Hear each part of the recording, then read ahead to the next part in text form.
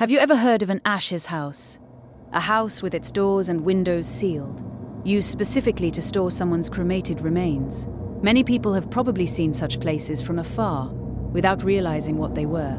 Today's story comes from Xiao Zheng, from the city of Shijiazhuang, who was 28 years old and worked as an art instructor. He shared an experience from 2017, when he accidentally lived in what turned out to be an ashes house. At the time, Xiao Zheng was in college. One of his dorm roommates was notoriously unhygienic. His feet smelled so bad that other students couldn't stand being around him. Eventually, Xiao Zheng and another roommate, Xiao Lei, decided to move out and rent an apartment near the school.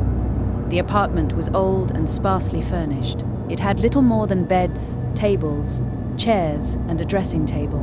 The landlady was friendly and even waived the security deposit, explaining that the apartment had been vacant for a long time. On the first night, Xiao Zheng woke up freezing. While half awake, he thought he heard someone tapping on the window. Too exhausted from moving, he ignored it and went back to sleep. The next morning, he noticed a clear handprint on the dusty window glass. It reminded him of the tapping sound, but he assumed it might have been left by a previous tenant. A few days later, after returning home from class, Xiao Zheng smelled incense inside the apartment. Because his grandmother regularly burned incense at home, he immediately recognized the scent. Following the smell, he traced it to the dressing table in the living room. He told Xiao Lei that someone must have burned incense inside their apartment. Xiao Lei dismissed the idea and joked that Xiao Zheng was imagining things. That night, around 3 or 4 a.m., Xiao Zheng woke Xiao Lei and told him to listen. They could hear footsteps in the living room. Since the apartment contained very little furniture, the sounds were easy to notice. Xiao Lei, however, insisted it was just normal building noises and went back to sleep.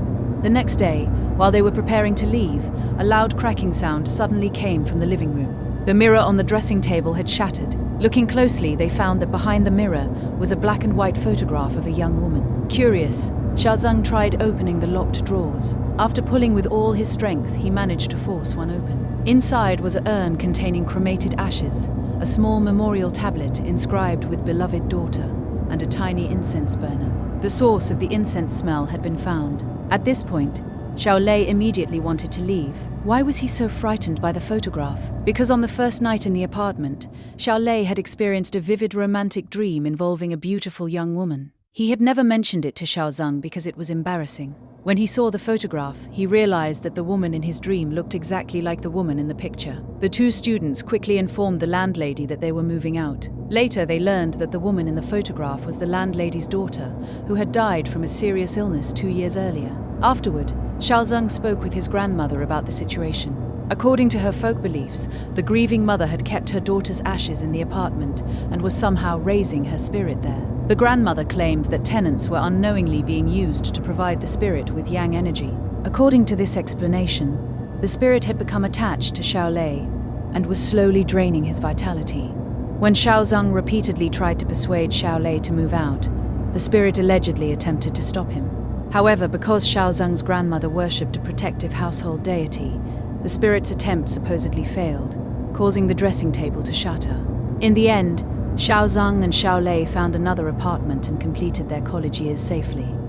The storyteller closes with the usual disclaimer: "This is only a story. Do not become superstitious. See you tomorrow."